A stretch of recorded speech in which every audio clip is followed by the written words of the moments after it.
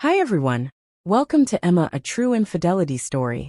I'm excited to share a new story with you. The late afternoon sun cast a golden glow over the fields as I trudged toward the sheep pen, a heavy basket of feed weighing down my arms. The air was thick with the earthy scent of hay and damp wood, familiar and suffocating all at once around me. The sheep bloated softly, their white wool glowing in the fading light. This was my life, predictable, endless and heavy with the weight of other people's expectations. I reached the pen and set the basket down with a sigh. The latch groaned as I pulled it open, and the sheep surged forward in a flurry of eager beats. My hands moved automatically, scattering the faded across the trough. My mind, however, was elsewhere beyond the fences. The world stretched out in a haze of possibilities. I'd always dreamed of what lay beyond our farm towns, bustling with people, streets alive with laughter and music, and a life that didn't begin and end in the sheep pen. But every time I imagined running, I could hear my father's voice in my head, ungrateful. You'd never make it without me. The words called around my dreams like barbed wire, impossible to shake. I was so lost in thought that I didn't notice Sue at first. When I looked up there, he was standing apart from the rest of the flock. My breath caught. Loha wasn't like the others, he never had been. I'd raised him as a lamb, a run I'd nursed back to health when no one else thought he'd survive. But the tiny frail creature I'd held in my arms was gone. In his place was something extraordinary, a magnificent ram, his sleek coat catching the sunlight, and his horns curling in perfect symmetry. His sharp eyes fixed on me, calm and steady, like he was looking straight into my thoughts. I swallowed hard and took a step closer, unsure why my heart was racing. Hey Loha, I murmured, my voice barely above a whisper. He didn't move, just watched me with that same unwavering gaze. There was something in his presence that unsettled me, something powerful and magnetic that I couldn't explain. As I reached out to scatter more feed, Loha moved. It was subtle, a shift of his head, a touch of his muzzle against my hand. But the contact sent a jolt through me, sharp and electric. His tongue brushed my skin and my breath hitched. It was a simple gesture, almost innocent, but it felt charged like the air before a storm. I pulled my hand back quickly, my heart pounding in my C********T. What are you doing? I whispered half to myself after him. He didn't answer. Of course, he just stood there, his eyes following me as I stumbled backward, the basket forgotten at my feet. I didn't stop running until I was inside the house. My father's voice greeted me as soon as I slammed the door behind me. What's all that noise about? He barked, his tone sharp with irritation. I didn't answer, my C******T heaving as I leaned against the door. But he wasn't the kind of man to be ignored. His heavy boots studded against the floor as he came into the room, his eyes narrowing when he saw me. What's this? He said, his gaze darting to the empty basket. I'd dropped by the doorway. Too just forgot it. I stammered, but it wasn't enough. His hand struck before I could finish the sentence. A sharp slap that left my cheeks sting and my eyes burning with unshed tears. You can't even do one simple thing right. He spat. Get out of my sight. I turned and fled to my room, slamming the door behind me, collapsing onto the bed. I pressed my hands to my face, trying to steady my breathing. My father's words echoed in my ears, but so did the memory of Loha's touch. It wasn't fear that lingered in my C******T. It was something else entirely. The house was quiet, the kind of silence that only came after my father had stomped off to bed. I lay in my small room, staring at the cracks in the ceiling. My cheek still throbbed where he'd struck me, but it was the ache in my C*****T that wouldn't go away. His words. Whirler. In my mind, you'd be nothing without me. I clenched my fists. I hated him. I hated the sheep. I hated this farm and everything about it. My whole life, I've been treated as nothing more than an extension of my father's will, a tool to serve his needs. But I wasn't going to let him control me forever. I swung my legs off the bed and sat up, my bare feet pressing against the cold wooden floor. I had to get out. I couldn't take another day of this.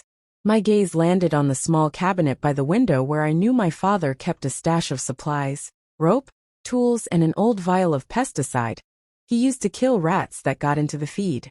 The plan came to me in a flash, clear and dangerous.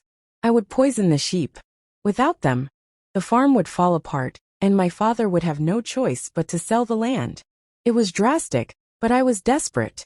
I moved quietly, my breath shallow as I opened the cabinet. The vial was still there, a small glass bottle with a faded label. I held it up to the moonlight, streaming through the window, watching the liquid inside sloth. Ominously, my hands trembled as I slipped it into my pocket. The barn was dark and still when I stepped outside, the cool night air biting at my skin. The stars above were brilliant, scattered like shards of broken glass across the black sky. I clutched the vial tightly as I crossed the yard, my heart pounding in time with my hurried steps inside the barn. The sheep stirred at my arrival. Their soft beats filled the space, and the smell of hay and animals enveloped me. My fingers found the latch of the water trough, and I unscrewed the cap of the vial with shaking hands. "This is it," I whispered, my voice barely audible over the sound of my heartbeat. No more of this life, no more of him. I tipped the vial, the liquid glinting in the faint moonlight. A single drop fell, then another, and then I froze. Loha was watching me. He stood at the edge of the pen, his silhouette outlined by the faint light seeping through the wooden slats. His eyes locked onto mine, piercing and calm, as if he could see straight into my soul. My breath caught, and the vial slipped from my grasp, shattering on the barn floor. "What are you doing?" I whispered, though the question wasn't really for him. My C****** T tightened as I stared back at him, unable to look away. It was as if he was holding me in place, his steady gaze rooting me to the spot. For a moment I thought I saw something in his eyes, something human, something knowing. My pulse raced and a strange warmth spread through me, cutting through the icy resolve I'd carried with me into the barn. The sheep stirred around me and Loha stepped forward, his movements slow and deliberate. I backed away, the crunch broken glass beneath my boots, breaking the silence. I couldn't do it. I couldn't go through with it, not with him looking at me like that without another word. I turned and ran, the barn doors creaking shut behind me. Back in my room, I collapsed onto my bed, my breaths coming in short, sharp bursts. My hands trembled as I pressed them against my face. The plan had been so simple, so clear. But now I couldn't stop thinking about Loha. What was it about him that had stopped me? Why did his gaze feel so heavy, so significant? I lay awake for hours, staring at the ceiling as questions raced through my mind. The image of Loha stayed with me, his sharp eyes cutting through the darkness. By the time the first rays of sunlight crept through my window, I was no closer to an answer. But I knew one thing for certain: whatever I did next, it wouldn't be simple. The morning air was crisp, the smell of dew and damp hay lingering as I stepped out of the house. My body was heavy with exhaustion from a sleepless night, but I didn't care. All I wanted was some distance from the barn, from my father, from everything. But fate didn't let me get far. "Sophia," my father's voice rang out like a whip, sharp and demanding. I froze, my heart pounding in my C******T. I turned to see him storming out of the barn, his face dark with fury in his hand. He held the shattered remains of the vial I had dropped the night before. I felt the blood drain from my face. "What the hell is this?" he bellowed, shaking the shards of glass for emphasis. "You want to tell me why I found this in the barn? And the feed? What were you planning to do? Girl, poison the sheep." The words hit me like stones, and for a moment I couldn't find my voice. His eyes blazed, and the veins in his neck stood out like cords, a terrifying sight I knew all too well I wasn't going to. I began, but he cut me off with a raised hand. "Don't you lie to me?" he roared. "Do you think I'm stupid? You've been sucking around here for weeks, acting like you're too good for this place. And now this. What were you thinking? Sophia, do you have any idea what you've done?" "I didn't do anything," I shouted back, surprising even myself, with the force of my words. My voice trembled, but I didn't back down. I wasn't going to hurt them. "You just what?" he demanded, stepping closer until he towered over me. "You're an ungrateful little brat. You know that I've given you everything. And this is how you repay me, by trying to destroy the only thing keeping us afloat." I clenched my fists, my anger bubbling over. "You haven't given me anything," I shot back. "All you've ever done is control me, yell at me, and make me feel like I'm worthless. I'm not a prisoner here, and I'm not your servant." His hand struck before I even saw it coming. The force of the slap turned my head to the side, and for a moment everything went quiet. My cheek burned and my vision blurred with tears, but I refused to let them fall. "You will not speak to me like that," he growled, his voice low and dangerous. "As long as you live under my roof, you'll do as I say. Do you understand me?" I didn't answer. My throat was tight, and the words I wanted to scream felt stuck behind a wall of fury and despair. "Do you understand me?" he repeated, his voice rising again. "Yes," I said, the word bitter on my tongue. Satisfied, he stepped back, pointing a finger at me. "Get back to work and don't you ever let me catch you pulling a stunt like this again." I watched him walk away, his shoulders stiff and his boots crunching against the gravel.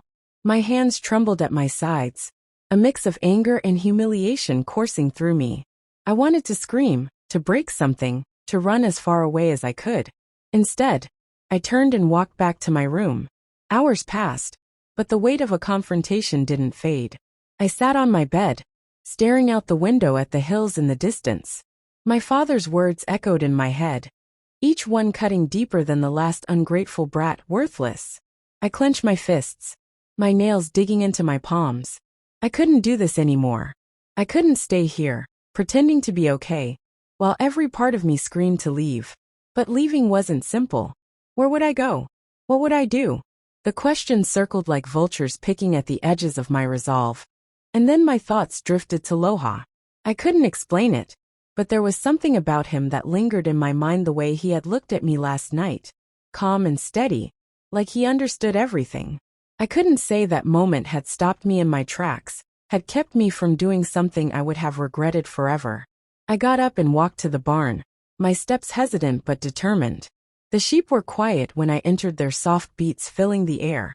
And there he was, Loha, standing apart from the others, as if he'd been waiting for me. I approached him slowly, my heart racing. His eyes met mine, and for a moment the world felt still. I reached out a hand, brushing it against his coat. His warmth grounded me, a quiet reassurance in the chaos of my life. "I don't know what to do," I whispered, my voice breaking. "I feel so lost. But when I'm here with you, it doesn't feel so bad." Loha didn't move, but his presence felt like an answer. I stayed there for a long time, leaning against him and letting the silence fill the space between us. It wasn't much, but it was enough for now. The barn was bathed in moonlight, its wooden beams casting long shadows across the hatron floor. I sat on an overturned bucket in the corner, my knees pulled up to my C********T. The night outside was cold, but here, surrounded by the quiet warmth of the sheep, I felt oddly safe. Loha stood a few feet away, watching me as he always did, his gaze steady and calm. There was something about him that made the chaos in my mind slow to a quiet hum, like the eye of a storm. I didn't understand it, but I didn't question it either. I just let the stillness wash over me. My father's words still rang in my ears, the slap, the anger in his voice. It was all too familiar.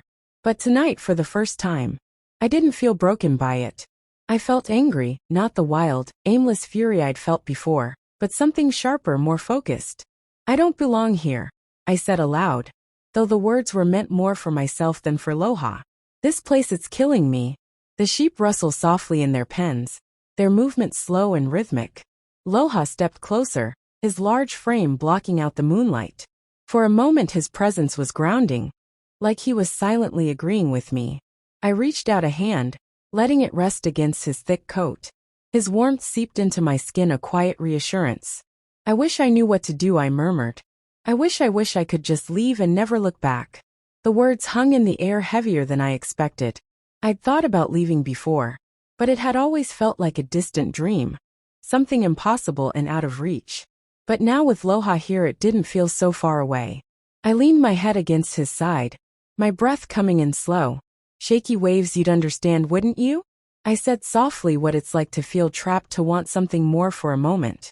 I let myself imagine it, packing a bag, walking down the road and never stopping until I reached a place where no one knew my name. A place where I could be whoever I wanted to be. But then reality crashed back in. Where would I go? What would I do? The questions felt endless, each one a chain pulling me back to the ground. "I can't do it," I whispered. "I can't just leave. He'll never let me go." Loha shifted slightly, his movement gentle but firm. It was almost like he was saying I was wrong, like he believed I could do it, even if I didn't. I stayed there for hours, letting the stillness of the barn fill the spaces where my fear had taken root. The anger inside me didn't fade, but it changed. It wasn't just anger anymore. It was determination.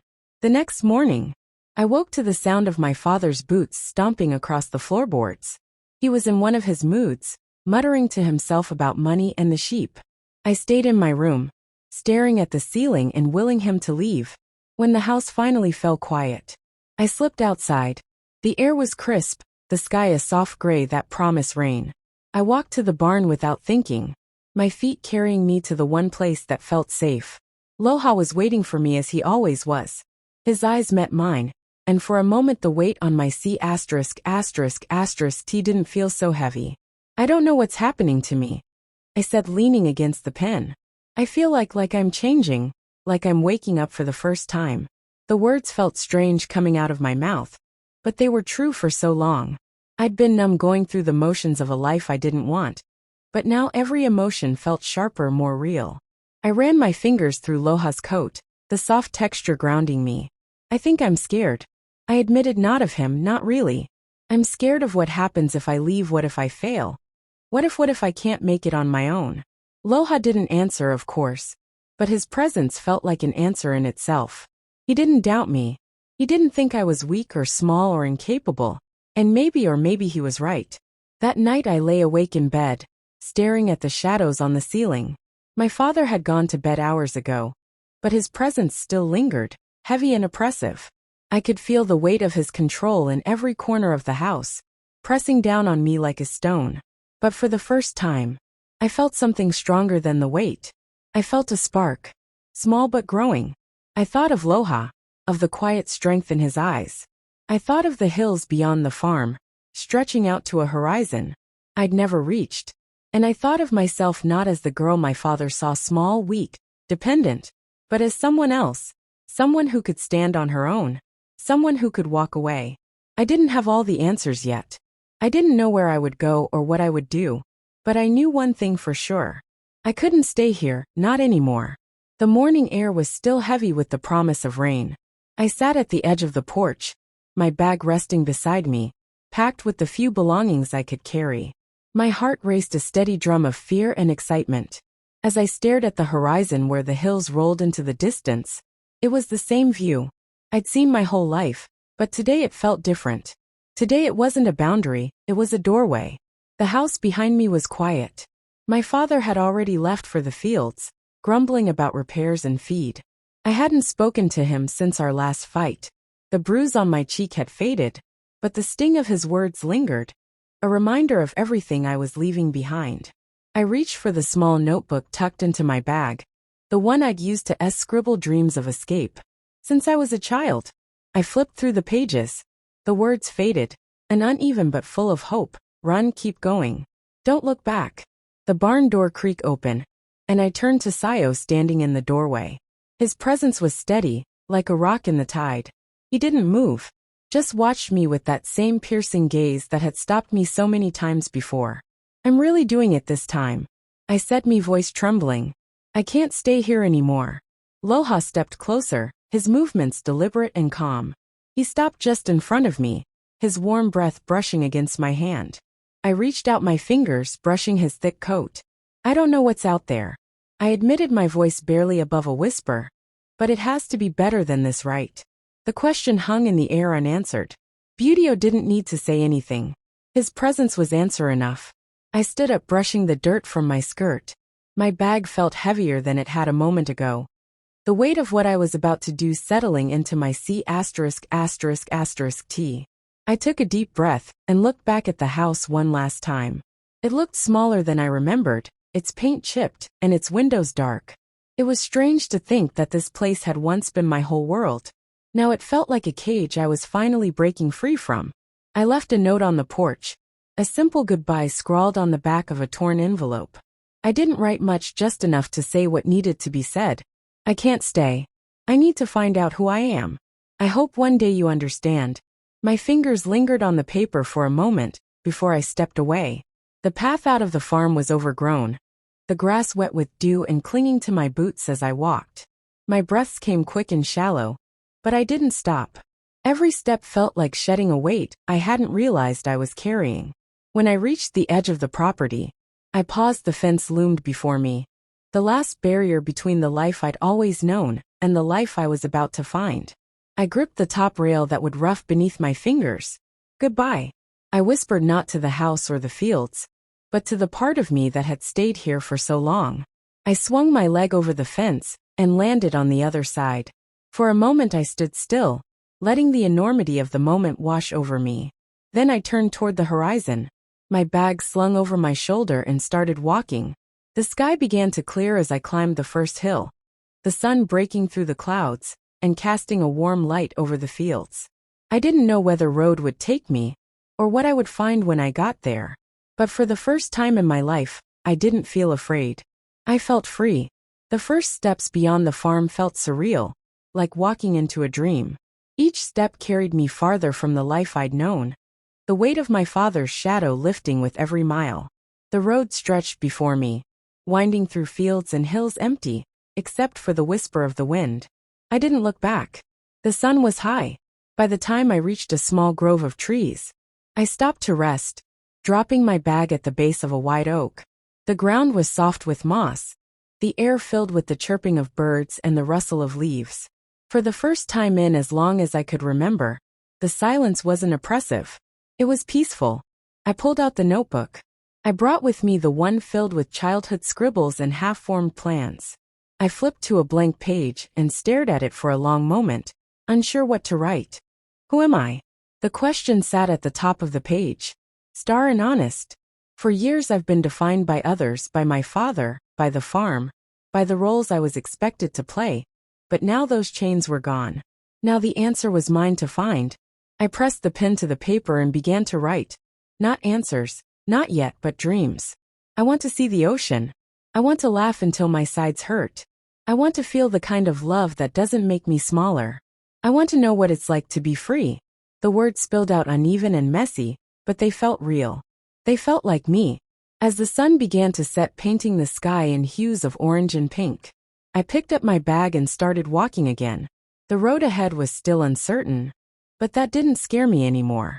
For the first time, the uncertainty felt like a promise, not a threat. Ando, he was still with me in a way, not as the sheep I'd left behind, but as the strength I'd found in myself. His steady gaze, his quiet presence had awakened something in me that I would carry forward no matter where the road led. As the first stars appeared in a darkening sky, I smiled to myself. The life I'd left behind was gone, but a new one was just beginning. And for the first time it was mine. If this story resonated with you, please comment and subscribe. Your support helps us craft more engaging stories for you.